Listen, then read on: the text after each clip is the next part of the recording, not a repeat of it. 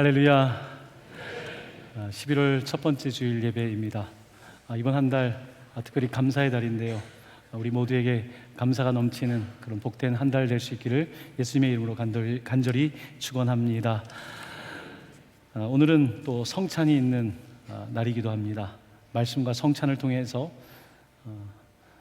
영적으로 좀 보충이 돼야 되는 분들에게는 말할 수 없는 말씀과 성찬이 채워주시는 은혜가 있는 이 아침 될 수 있기를 다시 한번 예수님의 이름으로 간절히 축원합니다. 오늘은 여러분들과 함께 유다서를 중심으로 해서 하나님께서 교회에게 하시는 말씀에 귀를 기울이고자 합니다. 한 장밖에 없는 유다서, 우리가 얼마 전에 빌레몬서 한 장을 읽었는데요, 그 한 장이 너무나 짧지만 가지고 있는 그 임팩트는 대단합니다. 유다서는 저희들이 그냥 지나치기 쉬운 책인데 오늘 유다서를 통해서 하나님의 음성에 조금 더 귀를 기울여 보기를 원합니다. 먼저 유다서는 어떤 책인가? 유다는 누군가? 우리가 흔히 아는 유다는 가룟 유다죠. 근데 오늘 본문에 이 책을 기록한 유다는 예수님의 형제 유다입니다. 예수님의 형제들은 예수님이 하나님 나라 가까이 왔다고 하면서 하나님 나라 운동을 하실 때에 미쳤다고 생각했습니다. 그래서 그들은 목수일이나 제대로 하지 장남이면서 그런 형이 이해가 되지 않았습니다. 그랬던 예수님께서 죽으시고 부활하셨을 때 그들은 예수를 만나게 됩니다. 형으로서의 예수가 아니라 나의 주님으로서 예수를 경험하게 됩니다. 자, 그래서 오늘 이 유다서는 이렇게 시작을 하고 있습니다. 1절인데요, 예수 그리스도의 종이요, 그는 예수 그리스도의 형제라고 말하지 않습니다. 예수 그리스도의 동생이라고 말하지 않습니다. 예수 그리스도의 종이요, 야고보의 형제, 야고보서를 쓴 그 야고보, 또 다른 형제, 형제인 유다는 부르심을 받은 자 곧 하나님 아버지 안에서 사랑을 얻고 예수 그리스도를 위하여 지키심을 받은 자들에게 편지하노라. 그는 예수의 동생이 아닙니다. 종입니다. 교회는 우리가 생각하는 혈연, 어떤 우리가 생각하는 지연의 관계가 아니라 바로 예수 그리스도께서 주인 되시고 우리는 그의 종이 된 관계라는 것을 명확하게 말하고 있는 것입니다. 자, 그러면 이 유다는 이제 교회의 지도자로서 누구에게 편지를 하고 있는가? 물론 모두에게 편지하고 있는 것이겠지만 특별히 그 당시에는 유대계 기독교인들, 그러니까 유대인이면서 이제 회심한 기독교인들에게 이 편지를 대상으로 보낸 것입니다. 자, 그런 흔적을 우리가 볼 수 있는데요, 3절입니다. 사랑하는 자들아, 우리가 일반으로 받은 구원에 관하여, 그러니까 우리가 공통으로, 우리가 유대인이든 비유대인은 상관없이 우리가 공통으로 받은 구원에 관하여 너희에게 편지하려는 생각이 간절하던 차에, 편지를 너무 쓰고 싶었는데 그 다음 말씀을 보면 성도에게 단번에 주신 믿음의 도를 위하여 힘써 싸우라. 여기에서 중요한 단서가 단번에라는 단어입니다. 이 유대인들은 율법을 따라서 단번이 아니라 율법을 지킴으로써 구원을 받는다고 믿는 사람들인데, 바로 단번에 주신 믿음의 도, 단번에 예수 그리스도께서 십자가에 달려 돌아가서 주신 그 구원, 이 믿음의 도, 그 웨이, 그 길에 대해서 여러분들은 믿고 힘써 싸우라. 그 마음을 가지고 편지로 여러분들을 권하여야 될 필요를 느끼게 되었습니다. 그래서 이 편지를 쓴다라고 말하고 있습니다. 당시 초대교회는 지금도 그렇지만 외부의 적과 내부의 적이 함께 있었습니다. 그런데 교회를 외부에서 박해하고 핍박하면 대상이 분명하기 때문에 대적하고 맞서고 우리가 더 하나가 되면 됩니다. 그래서 박해와 핍박은 오히려 교회를 약화시키는 것이 아니라 교회를 더 든든하게 세우는 것을 교회 역사는 말하고 있습니다. 자, 그런데 사실 가장 어려운 것은 교회 내부의 적입니다. 교회 내부 안에서 일어나는 문제가 더 어려운 것인데요, 특별히 당시에 이 유대인들 가운데서 구약 성경을 아는 사람들, 구약 성경을 나름대로 안다고 하는 사람들 가운데서 오히려 그들의 지식을 이용해서 잘못된 가르침으로 사람들을 현혹시키는 사람들이 있었다는 것입니다. 그래서 오늘 이 편지는 외부에 대해서 우리가 하나가 되어서 믿음으로 싸우자는 내용보다는 내부적으로 우리가 어떻게 해야 되는가, 믿음을 어떻게 지켜야 되는가에 관해서 초점을 두고 주시는 말씀인 것입니다. 자, 4절은 이렇게 말씀하고 있습니다. 이는 가만히 들어온 사람 몇이 있습니다. 그러니까 어느 사이에 들어와 있는 겁니다. 어느 사이에 성도가 되어 있고 뒷문으로 들어왔는지 어디로 들어왔는지 모르지만 가만히 들어온 사람 몇이 있는데, 그들은 옛적부터 이 판결을 받기로 미리 기록된 자니 경건하지 아니하여 우리 하나님의 은혜를 도리어 방탕한 것으로 바꾸고 홀로 하나이신 주제 곧 우리 주 예수 그리스도를 부인하는 자니라. 교회 공동체 안에서 예수를 부인하는 이 사람들이 들어와 있다고 말하고 있는 것입니다. 미꾸라지 한 마리가 웅덩이 전체를 흩뜨러뜨리는 것이고요, 소수의 전염병을 가진 사람들이 전체에 이 전염을 퍼뜨리는 것입니다. 교회는 누구나 올 수 있지만 누가 들어오는지에 대해서는 사실은 자세히 보아야 합니다. 왜냐하면 교회 안에 이단이나 잘못된 세력들이 들어와서 교회를 흩뜨러뜨릴 수 있기 때문입니다. 특별히 오늘 저는 여러분들에게 이단에 대해서 조금 함께 말씀을 드리려고 합니다. 자, 이단, 우리 개신교회 인구 조사를 하면요, 최근에 목회 데이터 연구소를 보면 이 기독교 개신교 분파에 이단이 많습니다. 지금 통계적으로 8%가 넘었다고 얘기합니다. 그러니까 100명 있으면 8명은 이단인 거예요. 그 정도로 지금 개신교 안에 이단이 많습니다. 여러분 친척 중에도 있을 거고요, 여러분 주변에 이단에 대해서 모르는 분들 없을 겁니다. 이런 이단 사상이 교회에 들어오게 되고 이제 그것이 퍼져가기 시작하는데, 특별히 이단은 초신자만을 대상으로 하지 않습니다. 오히려 성경을 조금 아는 사람들, 교회에 불만이 있는 사람들, 이런 사람들에게 오히려 더 빨리 퍼져나가는 것을 볼 수가 있습니다. 자, 그러면 이단은 무엇일까? 우리가 한자로 이단이라는 말을 보면요, 달을 이자에다가 끝단자를 쓰고 있습니다. 끝이 다른 것입니다. 이단은 끝이 다른 것입니다. 처음에 가서 성경 공부를 하면 뭐 그렇게 다른 게 없는 것 같고, 심지어는 성경을 더 잘 가르치는 것 같다고 느낄 수도 있습니다. 하지만 시간이 지나면 지날수록 이제는 본색이 나타나게 돼 있고 끝이 반드시 다를 수밖에 없습니다.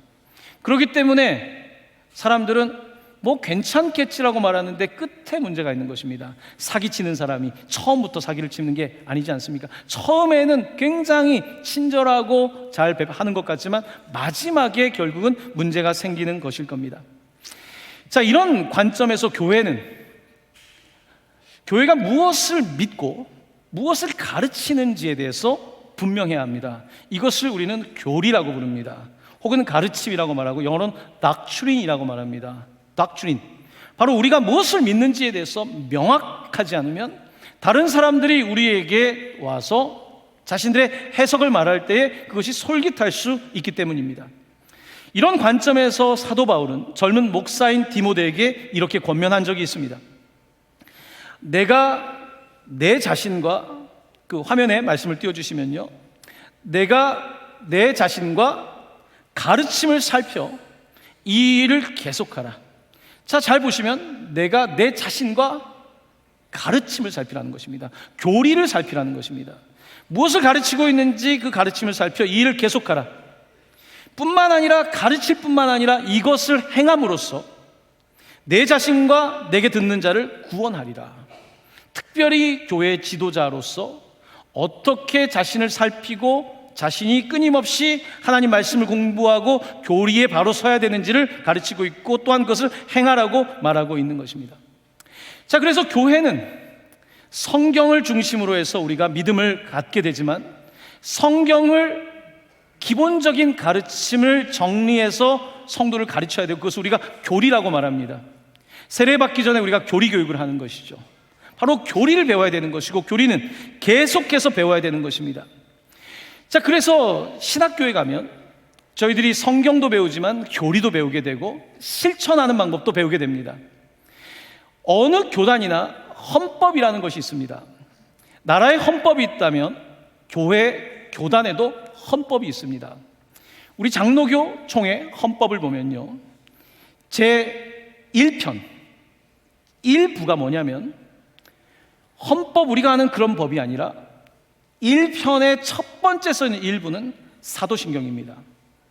오늘 우리 사도신경 했죠. 사도신경은 너무나 짧지만 너무나 명확하게 교회가 바로 믿는 신조, 크리드라고 말하는 것입니다. 사도신경을 통해서 우리는 분명한 신앙의 고백을 하는 거예요. 사도신경뿐만 아니라 니케아 신조도 있고 칼케톤 신조도 있고 다양한 신조들이 있는 것입니다. 교회는 이단 세력이 생길 때마다 우리가 하나님 말씀에 기초해서 무엇을 믿는지를 계속해서 고백해왔고 또한 그것을 가르치기 위해서 요리 문답이 발달한 겁니다. 그래서 웨스트민스터 요리 문답, 아니면 지난번에 제가 녹음해서 함께 나눴던 하이델베르크 요리 문답, 이런 기본적인 것들이 헌법 1편에 있는 것입니다. 그 이후에 목사는 누구이고 성도는 누구이고 장로는 누구이고 교회는 어떻게 해야 되는 정치 이야기가 등장합니다. 그러니까 교회의 첫 번째는 바로 하나님 말씀이고 하나님 말씀에 기초한 교리, 특별히 사도신경 이후에 교회가 고백했던 그 교리가 가장 중요한 것입니다. 자, 그런데 이단은 비슷한 것 같지만 다른 거예요. 믿는 바가 다른 것입니다. 잘못된 가르침이 되면 그 다음 어떤 결과가 나타날까요? 잘못된 행동으로 이어지게 되는 것입니다. 자, 오늘 유다는 편지를 보내면서 잘못 가르치는 사람들이 있다는 것입니다. 하나님 말씀을 꽤나 안다는 사람들이 잘못 가르치고 있고, 잘못 가르치고 있는 사람들을 통해서 잘못된 행동이 나타나고 있다는 것입니다. 자, 그래서 우리가 이단을 가르침만 가지고 구별하는 것이 성도들에겐 어려울 수 있습니다. 맞는 말 같은데 이렇게 생각할 수 있죠. 자, 그래서 유다서는 이 이야기를 하는 겁니다. 여러분들이 잘못된 가르침에 대해서도 알아야 되지만 더 잘 알 수 있는 방법은 그들의 행동을 보라는 것입니다. 행동을 보라는 거예요. 그들의 행동에 문제가 있는 것입니다. 잘못된 가르침은 잘못된 행동으로 나타나기 때문에 가르침은 잘 드러나지 않지만 그들의 행동은 볼 수 있거든요. 이런 목사를 한 명 세울 때에 공부를 잘해서 성적을 받아서 신학교에 가는 것은 사실은 좋은 방식이 아닙니다. 교회 공동체가 그를 인정할 수 있어야 돼요. 교회가 추천할 수 있는 사람이 목사가 되는 거예요. 교회가 추천하고 우리는 선거제도를 통해 장로님들이 세워지는 거예요. 이 모든 과정은 하나님께서 보시지만 사람들에게도 시간이 지나가면서 인정을 받을 수 있는 사람이 지도자가 될 수 있는 것입니다. 자, 그런데 이 교회 공동체 안에 가만히 누군가가 들어와서 어느덧 직분을 차지하게 되고 어느덧 영향력을 갖게 되었는데 그들을 통해서 문제가 발생하게 된 것입니다. 특별히 행동의 문제가 나타났는데 어떤 행동의 문제가 나타났냐면 4장의 후반부입니다. 경건하지 아니하여 우리 하나님의 은혜를 도리어 방탕한 것으로 바꾸고, 하나님의 은혜를 도리어 방탕한 것으로 바꾸었다. 우리 그리스도인들이라고 불리는 사람들 중에서 종종 오류된 신학을 갖고 있는 경우가 있습니다. 단번에 우리가 예수님을 믿고 단번에 구원받았다고 믿고 살지 않습니까? 그러니까 어떻게 생각하냐면 나는 구원받았으니까 이제 괜찮다는 거예요. 그래서 구원을 받았기 때문에 이런저런 도덕적이고 윤리적인 문제에서는 하나님이 용서해 주셨다는 거예요. 용서를 남발하는 거예요. 용서는 내가 하는 게 아닙니다. 용서는 상대방이 하는 거예요. 하나님이 하시는 것인데 내가 잘못해놓고 나는 구원받았다 그러고 하나님이 용서하시는 분이라고 말하는 것은요, 잘못된 것입니다. 여러분, 누군가 여러분한테 큰 잘못을 했는데 상대방이 용서를 운운하면 그거는 잘못된 거 아닙니까? 자, 그런데 어떤 문제가 생겼냐면, 그래서 하나님의 은혜를 말하는 사람들이 율법이 아니라 은혜를 말하면서 이제 방탕한 거예요. 이제 우리가 구원받았으니까 괜찮다고 말하는 것입니다. 그래서 자유한 거예요. 율법도 안 지키고 은혜를 받았으니까 자유한 거예요. 그리고 자유하니까 눈 감아주는 거예요. 여러분, 기독교의 은혜의 자유는 그런 게 아닙니다. 기독교의 자유는 무슨 자유냐? 도둑질하지 않는 자유인 거예요.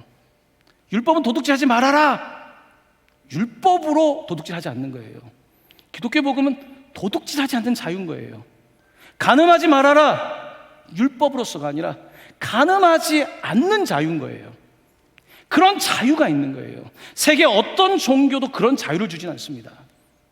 사람은 철저하게 자기중심적이고요, 내가 원하는 것을 스스로 선택하는 자유를 누리는 거예요. 하지만 기독교의 가르침의 자유는, 은혜가 주는 자유는 방탕한 자유가 아니라 내가 그것을 하지 않는 자유인 거예요. 술을 마시지 마라가 아니라 술이 마시기 싫은 거예요. 마약 하지 말아라가 아니라 싫은 거예요. 하고 싶지 않은 거예요. 선택하지 않는 거예요. 바로 이게 기독교의 복음인 것입니다. 그런데 어떤 사람들이 하나님의 은혜로 구원을 받았다고 하면서 괜찮아, 하나님 용서하시니까, 잘못된 가르침을 주는 거예요. 이런 가르침이 교회를 무너뜨리는 거예요. 왜냐하면 교회의 도덕이 무너지고 교회의 윤리가 무너지는 것이기 때문에. 그래서 교회를 다니고 구원을 받았다고 하는데 그들의 행실이 다르지 않기 때문에 문제가 일으켜지는 것입니다. 이것은 단지 이단만의 문제가 아니라 정통교회도 제대로 가르치지 않을 때 이런 문제가 발생할 수밖에 없는 것입니다. 특별히 오늘 유다서는 성적인 문제를 집중적으로 다루고 있습니다. 특별히 성도들에게 나타나고 있는 성적인 행위에 있어서의 문제점인데요, 그것은 성도뿐만 아니라 지도자들에게도 그런 문제가 나타나고 있다는 것입니다.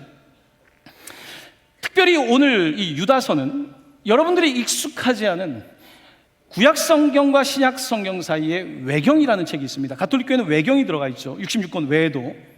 이 외경 가운데 에녹이라는 책이 있습니다. 에녹은 창세기에 등장하고 있는 첫 번째 선지자로서 하나님과 동행했고 하나님께서 데려가신 자, 바로 그 에녹의 이름을 땄습니다. 에녹은 신비한 인물이에요. 그래서 에녹서가 있는 거예요. 도대체 에녹이라고 하는 사람은 어떤 글을 썼을까? 바로 에녹서입니다. 에녹서에 보면 천사들의 이야기가 많습니다. 천사들의 이야기가 많은데 지도자들 중에서, 교회의 성도들 가운데서 마치 자신들을 그렇게 해석하고 그러면서 천사가 사람과 성적인 결합을 했던 이야기들을 가지고서 자신들을 정당화하는 사람들이 있었던 것입니다. 창세기 6장 1에서 2절 말씀입니다. 창세기 6장 1절에서 2절 말씀. 사람이 땅 위에 번성하기 시작할 때에 그들에게서 딸들이 나니 하나님의 아들들이 사람의 딸들의 아름다움을 보고 자기들이 좋아하는 모든 여자를 아내로 삼는지라.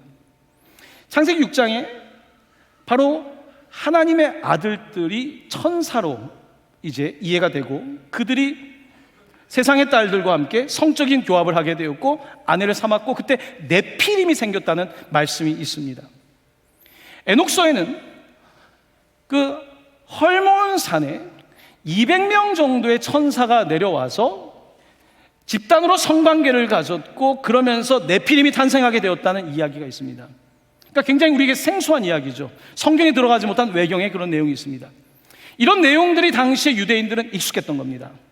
그들이 그런 이야기를 하면서 자신들을 정당화하는 모습들이 있었던 것입니다. 자, 그런데 성경은 뭐라고 말합니까? 자, 오늘 유다서 1장 6절로 돌아가겠는데요, 유다서 1장 6절은 이렇게 가르치고 있습니다. 우리 화면을 보면서 같이 말씀을 봉독합니다. 자기 지위를 지키지 아니하고 자기 처소를 떠난 천사들을 큰 날의 심판까지 영원한 결박으로 흑암에 가두셨으며. 자, 여기서 자기 지위를 지키지 아니하였다. 사단은 자기 지위를 지키지 않고 아담과 하와가 있는 에덴 동산에 가만히 들어간 겁니다. 가만히 여자를 속인 거예요. 가만히 들어가서 가만히 그들을 속인 건데요, 자기 지위를 지키지 않고 자기의 처소를 떠난 천사들을 결박하시고 심판의 날까지 두셨다는 것입니다. 마찬가지입니다. 하나님께서는 천사를 심판하실 건데, 사단을 심판하실 건데, 사단처럼 가만히 들어가서 사람들을 현혹시키고 성적으로 착취하고 이런 일들이 벌어지고 있는 상황을 바라보면서 주님께서 말씀하고 있는 것입니다. 특별히 성경은 지위가 다른 성관계를 금지하고 있습니다. 천사와 사람은 지위가 다르죠. 천사와 사람의 성관계는 금지된 것이고요, 사람과 동물의 성관계도 금지된 것입니다.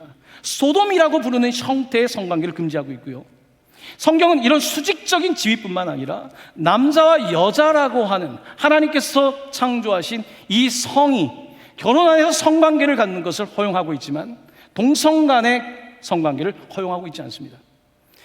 그런데 사람들은 이렇게 말합니다. 저는 그런 감정이 생깁니다. 그리고 그것이 자연적인 감정이라고 말합니다. 성경 그것을 자연적 감정이라고 말하지 않습니다. 비자연적인 감정에 대해서 사람들은 내 자유라고 말하는 것입니다. 그리고 거기에 대해서 누군가 이야기하면 그것은 성적 차별이라고 말하는 것이죠. 창세기 6장의 천사들이 사람과 성관계를 가진 이후에 그 다음에 창세기 6장 7절은 하나님의 뼈아픈 한탄이 담겨 있습니다. 6장 7절입니다. 이는 내가 그것들을 지었음을 한탄함이니라. 하나님이 사람을 지은 것을 한탄하고 세상을 창조한 것을 한탄하고 있습니다. 이런 겁니다. 내가 자식을 낳아놓고 내가 자식 낳은 것이 한탄스러운 거예요. 내가 왜 자식을 낳았을까? 하나님은 창세기 6장에서 심각하게 한탄하고 있는 것, 아주 슬픈 대목입니다. 하나님이 슬퍼하시는 것입니다. 하지만 우리는 자유를 말하고 있는 겁니다. 자유를. 죄를 짓지 않는 자유가 아니라 내가 하고 싶은 것을 하는 자유. 그런데 그것이 세상에서만 통용되는 것이 아니라 교회 공동체 안에서도 은혜로 구원받았다고 하는 사람이 은혜니까 다 된다는 거예요. 허용적인 것입니다. 바로 이런 이단과 잘못된 가르침이 지금 유다서에 등장하고 있고 기독교 역사에서 계속해서 나타나고 있는 것입니다. 이것은 외부의 적보다 어쩌면 더욱더 어려운 것입니다. 왜냐하면 교회 공동체 형제이고 자매이기 때문에 이런 말하는 것이 쉽지가 않지만 성경은 우리에게 그것에 대하여 분명하게 가르치고 있는 것입니다. 유다서는 계속해서 이야기를 펼쳐나갑니다. 그 다음은 소돔과 고모라의 이야기를 펼쳐나가고 있습니다. 유다서 1장 7절 말씀입니다. 소돔과 고모라와 그 이웃 도시들도 그들과 같은 행동으로 음란하며 다른 육체를 따라가다가 영원한 불의 형벌을 받음으로 거울이 되었느니라. 소돔과 고모라 이야기는 뭡니까? 소돔과 고모라에 두 천사가 들어가게 됩니다. 그때에 두 천사를 롯이 영접하게 되죠. 근데 그 당시에 그 소돔에 있던 사람들이 이제 두 사람을 내놓으라는 거예요. 성경 그들을 천사라가 아니라 그들을 남자로 보았다고 표기하고 있습니다. 남자를 내놓으라는 거예요. 소돔은 그래서 그 천사, 날개 달린 천사가 아니라 바로 남자의 모습으로 나타났던 그들을 취하려고 했던 것입니다. 바로 이런 문제가 소돔에서 고모라에 나타났던 것입니다. 흥미로운 것은요, 소돔과 고모라는 사해바다 근처에 있습니다. 사해바다는요, 여러분, 사람들이 물에 이렇게 떠 있는 곳이잖아요. 그곳에는 석유가 많은 곳입니다. 그곳에 탔던 불이 예수님 당시에까지 꺼지지 않았다는 기록이 있을 정도입니다. 그 소돔과 고모라는 아주 그런 상징적인 이름을 갖고 있는 거예요. 그런데 오늘 우리는 어떻습니까? 자유를 말하죠. 좋습니다. 세상은 그래도 괜찮아요. 하지만 교회는 하나님이 주신 말씀을 따라가는 것이고 그런 닥트린 가르침을 따라가는 것인데 교회 공동체 안에 사랑이기 때문에 모든 것이 허용된다면 그것은 교회가 아니겠지요. 유다는 계속해서 말합니다. 1장 8절에서요. 우리 이 말씀을 같이 읽어보겠습니다. 그러한데 꿈꾸는 이 사람들도 그와 같이 육체를 더럽히며 권위를 업신여기며 영광을 비방하는도다. 유다는 꿈꾸는 사람들이라고 부릅니다. 참 꿈꾸고 있는 겁니다. 내 욕망이 그렇다는 것입니다. 내 마음이 그렇다는 것입니다. 꿈꾸고 있는 것입니다. 마약에 취한 것이고요, 술에 취한 것이고요, 자기의 자유에 취한 것이고 자기 감정에 취한 것이고요. 이들은 꿈꾸는 사람과 같아서 육체를 더럽힐 뿐만 아니라 권위를 업신여긴다고 말씀하고 있습니다. 자, 이렇게 오늘 유다서는 잘못된 가르침이 들어오는 것을 막아야 된다. 잘못된 가르침이 사람들의 행동에 영향을 미치고 그들의 윤리적 도덕적 삶에 영향을 미친다는 것을 말하고 있고요. 그런데 그 다음 한 단계 더 나갑니다. 그러면 잘못된 것을 잘못됐다고 말하면 받아들일까? 받아들이지 않는다는 것입니다. 변론을 한다는 거예요. 철학을 갖다 댈 것이고요, 심리학을 가져올 것이고요, 지금 우리가 말하고 있는 여러 가지 이야기를 하면서 변명한다는 것입니다. 자, 그 이야기가 유다서 1장 9절로 이어지게 됩니다. 천사장 미가엘이 모세의 시체에 관하여 마귀와 다투어 변론할 때 감히 비방하는 판결을 내리지 못하고 다만 말하되 주께서 너를 꾸짖으시기를 원하노라 하였거늘. 유다서는 좀 어렵습니다. 무슨 이야기냐면요, 그 에녹서에 이런 내용들이 있는 거죠.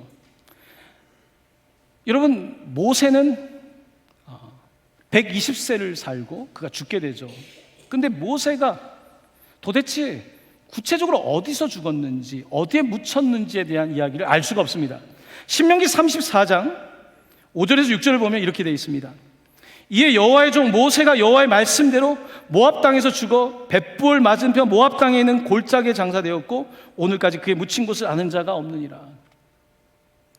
유대인들은 이런 어려운 구절이 등장하면 그것을 연구하고 발전시켜서 엄청난 해석을 만든 사람들이에요. 탈무드에 탈무드를 만드는 사람들이에요. 도대체 모세는 어떻게 됐을까? 여기에 대해서 누가 시체를 가져갔을까? 그래서 등장한 것이 조금 전에 읽었던 유다서 1장 9절의 말씀입니다. 천사장 미가엘이 모세의 시체를 가져갔다는 거예요. 그게 바로 외경에 있는 내용이에요. 자, 그런데 천사장 미가엘이 모세의 시체를 가져가서 장사를 지내려고 하는데 사탄이 나타났어요. 사탄이 나타나서 이렇게 말하는 거예요. 이 모세는 살인자다. 모세가 살인하지 않았습니까? 그러니까 내 거야 라고 하면서 천사장 미가엘과 사탄 사이에 논쟁이 붙은 겁니다. 여러분, 모세는 살인자 맞거든요. 그러니까 사단이 데려가는 것이 맞습니까? 그렇게 논쟁을 벌이는 거예요. 자, 유다서 1장 9절 말씀을 이제 다시 한번 보겠습니다. 천사장 미가엘이 모세의 시체에 관하여 마귀와 다투어 변론할 때에 감히 비방하는 판결을 내지 못하고 다만 말하되 주께서 너를 꾸짖으시기를 원하노라 하였거늘. 무슨 말씀입니까? 이단과 사단과는 변론을 하지만요, 결론에 도착하지 않을 것입니다. 말도 안 되는 이야기를 할 거예요. 모세를 살인자라고 말할 거예요. 그러면서 자기의 논리를 만들 거예요. 마찬가지라는 거예요. 오늘 교회 공동체 안에도 하나님의 말씀을 제대로 배우지 않고 하나님의 말씀을 따라가지 않고 자기의 감정을 따라서, 자기의 상식을 따라서 기도할 때 하나님께서 음성을 들려주셨다는 이런 말들을 하면서 하나님이 주신 말씀에서 벗어나서 자기의 마음대로 가는 그런 행동들이 나타나게 될 거라는 거예요. 성적인 이런 잘못뿐만 아니라 여러 가지 면에서 나타나게 될 것을 말씀하고 있는 것입니다. 자, 그럴 때에 하나님의 말씀으로 가르치면 변론을 할 거예요. 핑계를 할 거예요. 합리화를 할 거예요. 그래서 말을 해도 통하지 않는 거예요. 그래서 다만 말하되 주께서 너를 꾸짖으시길 원하노라. 먼지를 털어버리고 이것을 정리할 수밖에 없는 것입니다. 꿈꾸는 사람과 이야기를 해서 해결되겠습니까? 꿈 얘기를 하는데 현실의 이야기 되겠습니까? 하나님 말씀이 들리겠습니까? 우린 조심해야 합니다. 기도하다가 하나님의 음성을 들었다고 할 때 성경 어디에 근거하고 있습니까? 물을 때 답변할 수 없다면 조심하셔야 합니다. 오늘 교회 공동체 안에 센티멘털한 크리스찬들이 많습니다. 찬양을 하면서 가슴이 뜨거워지면 이것이 다라고 생각하는 것은 굉장히 위험한 것입니다. 교회는 감정에 호소하는 것이 아니라 바이블, 하나님 말씀과 닥트린 교리와 하나님이 가르쳐주신 그 위에 교회를 세워가는 것입니다. 바로 그렇지 않으면 교회는 너무나 별거 아니에요. 사단이 와서 금방 넘어뜨릴 수 있습니다. 지금 8%라고요? 여러분, 해외 선교 나가면 가장 어려운 것은 이단입니다. 이단이 얼마나 활개를 치는데요. 또한 선교사님이라는 이름으로 어디서 신학 공부를 했는지 알 수도 없고요, 무엇을 하다 왔는지도 모르는데 선교사라는 표현을 많이 씁니다. 선교사. 그러니까 해외 선교가 어려운 거예요. 진짜를 찾기 어려운 거예요. 이제는 교회 외부의 적보다 내부의 적이 더 어려운 것입니다. 바로 이와 같은 상황 속에 교회는 지금 심각한 문제를 사실 겪고 있습니다. 유다서 1장 10절 말씀입니다. 이런 사람들을 성경은 뭐라고 말하는가? 같이 본문을 읽겠습니다. 이 사람들은 무엇이든지 그 알지 못하는 것을 비방하는도다. 또 그들은 이성 없는 짐승같이 본능으로 아는 그것으로 멸망하느니라. 하나님 말씀은 이성에서 반대되지 않습니다, 여러분. 이성 없이 본능으로 아는 것, 바로 이것이 위험한 것입니다. 바로 오늘 교회는 이 문제에 직면하고 있다는 사실을 보아야 되는 것입니다. 그래서 교회에서는 이제 어떻게 이단을 할까? 뭐 가만히 들어오는 거 다 어떻게 알겠습니까? 있을 수 있습니다. 어떻게 해야 되겠습니까? 그 행동을 봐야 되는 거예요. 행동을 봐야 돼요. 그 사람의 행동에 뭔가 맞지 않는 게 있는 거예요. 또 교회는 어떻게 가르칩니까? 교회 말하지 않고 성경 공부하지 말라는 거죠. 왜냐하면 성경 공부를 누가 가르치는지 모르는 거예요. 그 사람이 성경 공부를 어떻게 은사가 있고, 굉장히 위험한 이야기입니다. 잘못하면 사기당할 수 있는 위험에 빠질 수 있습니다. 바로 이렇게 이단과 당시 교회 공동체가 겪고 있었던 문제는 4절 후반부에 분명히 나타나고 있습니다. 홀로 하나이신 주제 곧 우리 주 예수 그리스도를 부인하는 자니라. 예수 그리스도를 부인하는 것입니다. 지식으로 부인하는 것이고 행위로 부정하는 것입니다. 교회는 바른 가르침을 사수해야 합니다. 저도 내년에는 사도신경을 비롯해서 그 닥트린에 대해서 여러분들과 함께 저도 공부하면서 가르칠 생각을 하고 있습니다. 왜냐하면 우리가 무엇을 믿는지가 조금 더 명확해야 되는 거예요. 제가 4년 동안에 바이블 프로젝트를 하면서 성경에 제가 본문을 정한 적이 한 번도 없습니다. 이 교재를 따라서 유다서까지 잘 하지 않는 설교의 본문들까지 가지고 와서 가르치려고 하는 것은 성경을 균형 잡아서 우리가 이해하기 위함인 것입니다. 바른 가르침을 하려고 저도 애를 쓰는 거죠. 저 사람이 바르지 않기 때문에, 나도 바르게 서야 되기 때문에 그렇게 하는 것입니다. 요즘 한국 사회는 여러 가지 위기에 빠져 있습니다. 위기에 빠져 있는데 심심치 않은 사건들이 터집니다. 최근에 두 여성 사이에 있었던 사건이 사기, 그 다음에 고소, 국민들을 모두 복잡하게 하는 사건으로 만들어지고 있습니다. 이제 구속된 그분이 어릴 때 부모님도 사기꾼이었다고 하죠. 참 놀라운 것은요, 이제 뉴스 보도를 보다가 그가 썼던 카톡의 한 구절이 제 마음을 아프게 했습니다. I am 신뢰. 여러분 많이 웃으셨죠? 여러분 웃으셨죠? I am 신뢰. 근데 저는 이게 너무 마음이 아팠던 게요, I am은 하나님의 이름이에요. 여호와라는 하나님의 이름이 I am입니다. I am who I am. 내가 I am이다. 이게 하나님의 이름이거든요. I am 신뢰. 오늘 세상은 I am, 내가 누군지를 잘 모릅니다. 남자일까요? 여자일까요? 사기꾼일까요? 재벌 3세일까요? 그 사람이 누군지를 알 수가 없습니다. 왜 이렇게 됐을까요? 가르치지 않은 거죠. 그 아이를 가르치지 않은 거예요. 가르치지 않았기 때문에 그렇게 행동을 한 거예요. 거짓말을 했더니 돈을 벌게 된 거예요. 또 거짓말을 한 거예요. 점점 커진 거예요. 행동이 쌓이면 인격이 되는 거예요. 마지막은 인격 장애로 가는 거예요. 정신과에서 우울증 고칠 수 있고요, 불안 장애 고칠 수 있고요, 고칠 수 있는 거, 약으로 통제될 수 있는 거 있어요. 인격 장애는 고치기 어렵습니다. 물론 주님은 고칠 수 있겠죠. 인격 장애는 정신과에서, 심리학에서 고치기 어려운 진단으로 보고 있습니다. 인격이 I am, 신뢰가 아니에요. 신뢰받지 못했던 거예요. 누군가에게 신뢰받지 못했던 거예요. 저는 이 한 구절을 너무 제가 과장해서 말씀드린다고 생각할 수 있지만, 저는 그분에 대한 이야기를 하자는 게 아니에요. 오늘 우리 사회의 단면을 말하고 있는 거예요. 오늘 우리 사회는 I am 뒤에 나는 슈퍼 리치가 되고 싶고, I am 근사한 사람이 되고 싶고요, I am. 하지만 I am은요, 하나님이 정하지 않으시면 안 되는 겁니다. 하나님이 그가 스스로 있는지 아시고요, 하나님이 내가 누구인지를 결정하는 것이지 내가 누구인지를 결정하는 것이 아닙니다. 내가 남자 여자를 결정하는 것이 아니고요, 내가 내 인생을 결정하는 것은 아니에요. 그것은 속이는 자유예요.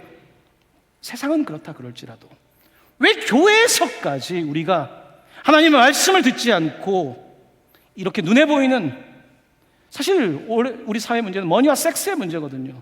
돈과 이 문제에 빠져서 정신을 못 차리고 있는 것입니다. 가르침이 무너지고 행위가 무너지고 우리의 인격이 닫혀지고요. 자녀가 도둑질을 하면 그 친구는 잘 사니까 괜찮다고 말하겠습니까? 혼을 내야죠. 아이가 거짓말을 하면 뭐 그럴 수 있다라고 말합니까? 혼을 내야죠. 아이가 누군가에게 상처를 주면 그 놈이 더 못된 놈이라고 말하면 됩니까? 오늘 우리는 I am에 대해서 잘 몰라요. 나 자신이 몰라요. 그렇기 때문에 오늘 우리 사회는 혼란에 빠지고 있는 것입니다. 사회 이야기를 하기 전에 바로 교회부터 바로 세워야 되겠지요. 자, 이렇게 이단과 이와 같은 잘못된 가르침과 잘못된 행위들이 번져나가고 있는 이 상황에서 유다는 편지를 쓰고 있습니다. 그리스도의 종, 예수님을 팔아먹은 게 아니에요. 예수님의 종. 그러면 어떻게 해야 될까? 면역 체계가 있어야 돼요. 면역이 좋아야지 병이 안 걸리는 거예요. 오늘 유다서 1장 20에서 21절은 네 가지의 면역 체계를 말하고 있습니다. 면역 체계를 좋게 하기 위한 네 가지의 방도죠. 같이 한번 말씀을 읽겠습니다. 사랑하는 자들아, 너희는 너희의 지극히 거룩한 믿음 위에 자신을 세우며 성령으로 기도하며 하나님의 사랑 안에서 자신을 지키며 영생에 이르도록 우리 주 예수 그리스도의 긍휼을 기다리라. 아멘. 너희를 거룩한 믿음 위에 지키라. 정말 우리 자신을 지켜야 돼요. 너무 세상이 어려워요. 성령으로 기도해라. 깊이 기도해야 돼요. 했던 반복적인 기도를 넘어서 딥한 기도가 필요해요. 깊은 기도가 내 인격을 건드리는 거예요. 피상적인 기도는 내 생각도 못 바꿉니다. 깊은 기도, 성령 안에서 기도할 때 우리의 인격에 조금 터치가 일어나는 것입니다. 성령으로 기도해야 되고요, 하나님의 사랑 안에서 자신을 지키며 세상의 쾌락과 세상에 속이는 것이 아니라 하나님의 사랑 안에 자신을 지키며 네 번째, 영생에 이르도록 우리 주 예수 그리스도의 긍휼을 기다리라. 우리 스스로가 되지 않으니까 그리스도의 긍휼을 기다리라. 유다서의 마지막입니다. 유다서의 마지막은요, 교회 공동체를 보면서 아픈 거예요. 저 사람이 몰라서 그런 거 맞죠. 모르는 게 죄거든요. 안 가르친 거예요. 안타까운 거예요. 어리석어서 그 말에 속은 거예요. 이단에 빠진 거예요. 이단에 평균 빠진 나이가 21살이에요. 대학생들이 잘 빠져요. 내 인생의 방향이 잡히지 않을 때, 친구가 없어서 외로울 때 누가 가만히 다가오는 거죠. 이단에 빠진 사람들은 우리가 단순히 정죄해야 될 사람이 아니에요. 그들은 어떤 사람들일까요? 우리가 이단과는 싸워야 되지만 그 사람들을 긍휼히 여기라고 유다서 1장 22에서 23절 이렇게 말합니다. 어떤 의심하는 자들을 긍휼히 여겨라. 또 어떤 자를 불에서 끌어내어 구원하라. 또 어떤 자를 그 육체로 더럽힌 옷까지도 묘하되 두려움으로 긍휼히 여기라. 마지막 말씀은요, 그 육체로 더럽혀진 그 지저분한 속옷까지도 미워하라는 거예요. 철저한 표현입니다. 그 사람의 잘못된 속옷까지도 미워해라. 철저하게 하나님을 따라가지 못하는 것을 미워하되 두려움으로 긍휼히 여기라. 이게 복음이죠. 사랑과 정의가 너무나 완벽하게 조화를 이루고 있는 거예요. 죄를 미워하지만 죄인을 품고, 바로 이것이 교회 공동체이고, 유다는 바로 예수님의 그 십자가 정신, 예수님의 그 부활의 능력을 가지고 그들을 권면하고 있는 것입니다. 한편으로는 막 혼을 내다가도 한편으로는 안타깝고, 그게 부모 마음 아닙니까? 그게 하나님 마음 아닙니까? 유다는 그 마음을 품고 그들을 대하고 있는 것입니다. 이제 말씀을 마치려고 합니다. 유다는 이 편지의 마지막을 예수의 종으로서 하나님과 예수님께 올려드립니다. 우리 말씀을 같이 봉독하도록 하겠습니다.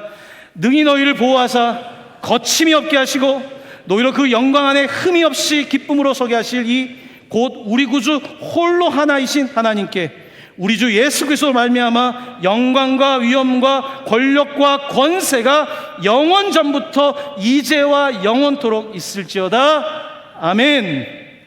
아멘. 아멘은 절대로 동의한다는 뜻입니다. 절대로.